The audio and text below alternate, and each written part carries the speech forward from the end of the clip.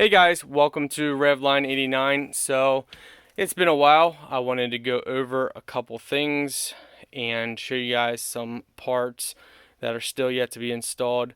So to first start off, let's go down here. So we got two brand new rear tires for the back of the Mustang. So the width is pretty nice. Man, I forget what we got. I think 275. I believe they're 275s. Then up here, of course, we have the Eaton M90 Supercharger. So he's right there, and some other stuff that goes with it. This is what we're going to use for our air intake. So how MODBOXX has the supercharger kit, which right here is the MODBOXX supercharger kit.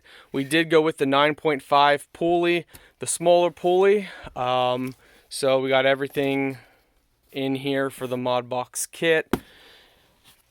But we're running the air intake a little differently. We're going to be relocating the battery into the trunk and then the air intake. So let's see, let's show you guys as an example how this would look. So let's say the supercharger goes right where the X is. So this is under the hood. This is where your air intake is right now. So it goes like this from your manifold right over, pretty much like that. How MODBOXX has it going like this. The air intake going the whole way like that over there. So the air's got to flow the whole way through over there. And it's been proven that this is what really hurts the M90 and the MODBOXX kit versus like the X Charger. Because the X Charger, correct me if I'm wrong, the air intake starts right here and goes like there. So what we're doing is the battery is up in here in the top corner. So what I'm going to do is right here, the air intake is going to go like this. Right down where the old battery is, and there's going to be the air filter, which is going to lay right where the old battery is. So instead of going like a big long L like MODBOXX has it, we're going to be going simply a U right into where the battery is. Now the battery is going to be relocated to the trunk, so this is basically going to work as that U. So alright, just gave you guys a little update on how I'm going to run the air intake with the MODBOXX. Here is our drive shaft from Shaft Masters, rated up to 900 horsepower. Obviously we're not going to even get a fraction of that, but we wanted a one-piece aluminum. It's lighter weight and it's stronger than the stock two-piece.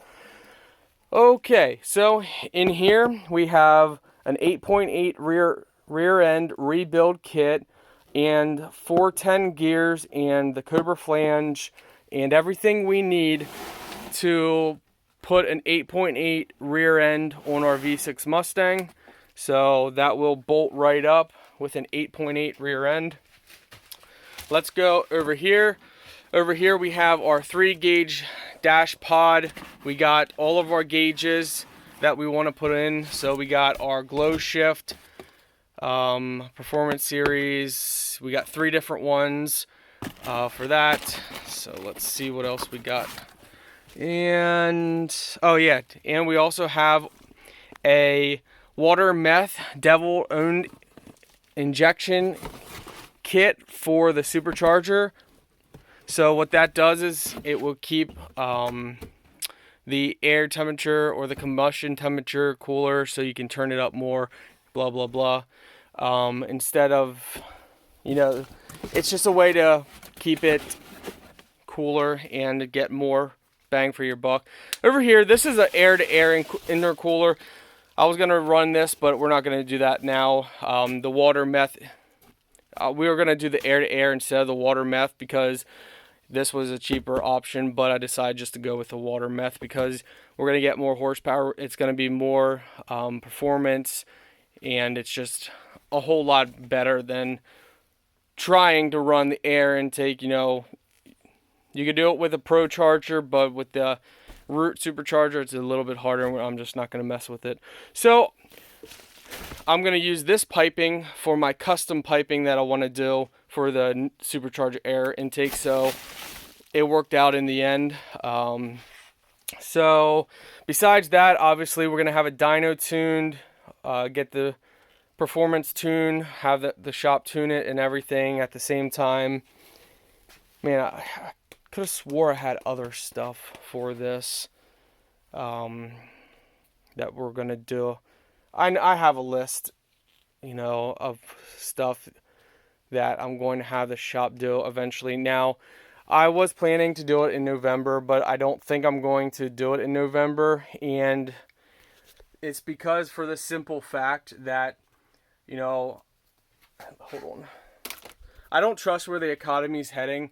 And I don't want to I don't want to be one of those guys where, you know, you put everything into a car or you put money in and you don't think about what could happen in just life in general. And then you end up having to sell your vehicle, not because you want to, but because you have no choice, or you're going to lose your house or something stupid like that. So I am just going to be more conservative. So all this stuff is going to be installed in the future. You know, I really want to pay off our house. I really want to get a leg up in life.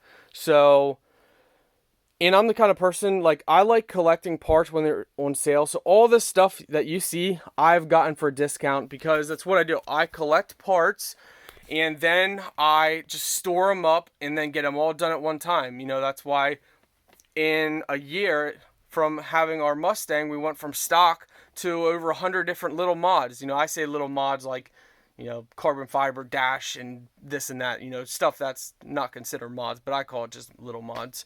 But in the meantime, we have a lot of little stuff that I'm going to do that I can do myself. You know, I thought about doing the supercharger myself, but I'm just not going to deal with it because I want it dyno tuned and I want it tuned perfectly. So we're just going to have a shop do that. But we got speakers, we got halo lights that we're going to install that you can change the color. We have LED light kit that we're going to install. We have a trunk release button that we're going to install so you don't have to use your fob every time. There's a lot more stuff. We also have the battery relocation kit that I'm going to install. So I'm going to relocate the battery before we have the shop do everything. That way it's all done. And that's just a couple things. I have other stuff that I want to do. So yeah, I just wanted to give you guys an update. I know it's a slow process. So many people are really looking forward to the supercharger. But this is kind of my method. You know, I collect the parts on sale. I collect them ahead of time. That way I have everything, and then I do everything at once at a given time to save money. So if I would do, like, let's just say, okay, let's put the drive shaft in. All right, so they put the drive shaft in.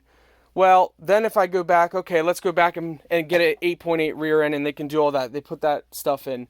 You know, you add up more shop hours by doing one thing versus saying, hey, here's the drive shaft, here's the 8.8 kit, you know, here's all the supercharger stuff, you know, do all that stuff, you know, at one time. Yeah, it's a bulk fee because you're getting all this stuff done, but you're saving so much more money from trip to trip to trip. So, yeah, even though doing it my way takes longer because I collect parts that are on sale, so I wait for sales, it takes longer that way, and it takes longer to get everything on because, you know, you're not doing one thing after another. So I apologize to the guys. You know, you guys have been following, some of you guys have been following me from the very beginning, you know, or even, you know, back when we wanted a Pro Charge, and then we went through that whole mess, and then we went through the whole cam mess, which was just a nightmare of being scammed and this and that. And then we've gone through, you know, adding stuff, changing stuff. You know, we went with shorty headers and a custom exhaust. Then we went back in with long tube headers. So if we would have just did the long tube headers from the start, we would have saved money from doing the shorties, then switching to the long. So, you know, apologize to those who are so excited. you know, I can't give a time frame, because I could say, you know what, hey, things are doing good, YouTube's doing good, let's go ahead and get everything installed, you know, in a month or two or three or four or a year or two. But as time goes on, I keep getting little stuff that I can do and make videos on. So it's not like I'm going to stop the content. You know, it's not like, okay, well, I'm just going to collect these parts. I'll make videos whenever I get parts, or I'll make videos, you know, when everything's done. No, I do little stuff here and there. Like, I'm still modifying the idle chop mod. Shout out, oh my goodness, brain fart. If you watch my channel, you know who you are. Shout out to the guy that actually took the idle chop and made it into a push button that he can turn it on and off. So as you guys know, I came out with the idle chop mod, and my friend Tom, you know, we data logged it and stuff for a while, and, you know, tested stuff out before we released it. And, you know, like I said, there's always risk with that. There's so much risks. You know, I'm sure it's putting wear and tear on a lot of stuff. But I've been running it for, it hasn't been a year now. I honestly can't remember. I don't run the car every day. I run it probably once to twice a week, 25 to 50 miles at a time. And I've had no issues. I mean, we just took it in for inspection. Everything passed, you know, related to the motor and all that stuff. No issues. The only thing that came up was a check engine light, which you can reset that if you switch the idle chop back to normal and use a code reader. You can reset that and switch it back to normal and clear the code. But with me, long tube headers and no cats, you know, my codes are here to stay. But yeah, you know, a guy took, you know, when I did the idle chop, we first did the idle chop. Then, as you guys saw, I connected it to a valve so I could manually, like, turn a valve to turn the idle chop on and off. Someone took that idea and made it into where they could push a button that has a valve that turns it on and off by a push of a button, which is, you know, much cooler than turning a valve. So that was pretty awesome. He's still, I think, testing it out, still going through.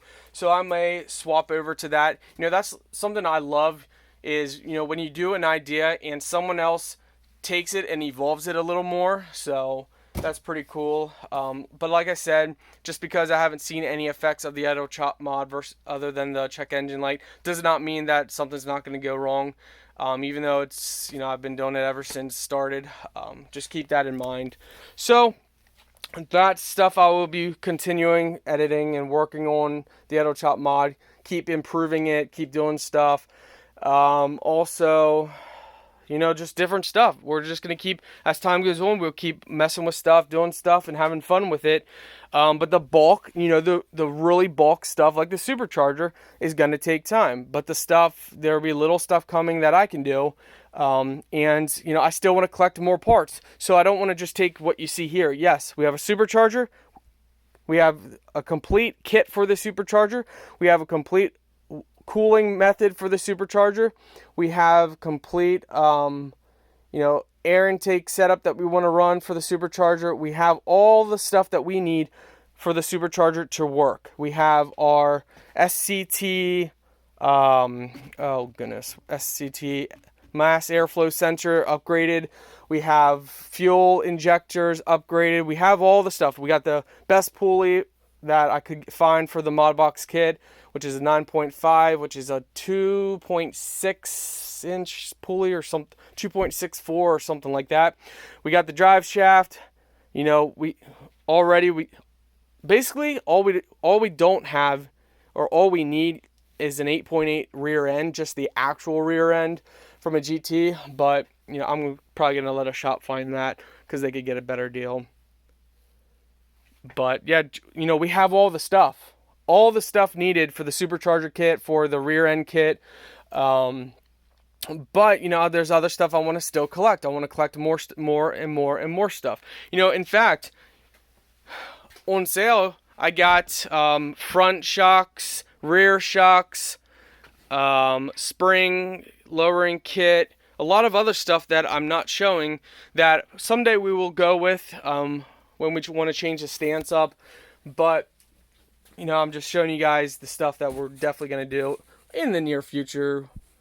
8 months to 2 years, something like that. We'll see. But as I collect more stuff, you know, if I come across deals for bigger mods, yeah, we will collect that as well. And then it's going to push off the install date even further, because, you know, like I said, it's going to save us money from not doing one little thing to one little thing to one little thing, but it's also going to cost us because it's a lot of stuff. All right, so we can go now. I have some stuff upstairs that I'm going to be working on. So yeah, I'm going to be installing a push button for the EGR. That's what we originally were going to do, but I was still in the testing stage, so we did the valve, you know, turning the valve on to turn it on and turn the valve off to turn it off, because I was still in the test stage and I didn't want to basically do a button yet and spend the money for the, you know, the equipment and whatnot. I wanted to use stuff that I pretty much had, or cheap stuff. So, you know, that the other guy beat me to it with doing a push button, which it was so cool. So that motivated me to say, okay, let's go ahead and do it as well. So this is what we're going to be using. I'm going to be using a box like this and mount it under the hood. Also, something that I have been working on and testing out is a cooling system for the EGR. So when you do the idle chop, the EGR gets extremely hot. So this is a brushless motor. It pushes a lot of air and spins pretty fast to push that air out, and it blows nice cold air. So we're going to be hooking this up and placing it at the EGR to help push heat from the EGR, because when you use the idle chop mod, it burns hotter and the EGR gets extremely hot. It's been kind of a warning I've given everybody not to use it in like 80+ degree weather, because I do fear that maybe something, you know, could start a fire or something. It hasn't happened for me yet, but I also have a Mustang that I have vents everywhere. I got side fender vents. I have vented hood where the heat escapes. So my engine bay stays cooler than your average Mustang. So I wanted to set this up where I can turn on the blower fan and it will cool the EGR at least a little bit, you know, maybe not crazy amount, but it will cool it. So that is something that I'm working on. I actually haven't said that in any other video, I don't think. I was kind of keeping this a secret because, you know, I like to do, you know, since it came up with the EGR mod, I kind of like to do special things first before someone else. Like I said, the guy who did the push button beat me to it. I've been planning it, but he beat me to it, which is awesome. I give him kudos. You know, that's something. I'm not the kind of person that gets, you know, upset when someone takes your idea and makes it better. Like, he definitely took the on-off idea and made it so much better, which is so awesome. So thumbs up, man. You know, that is so cool. I am proud of you. I love people who do that. I am jealous that you beat me to it.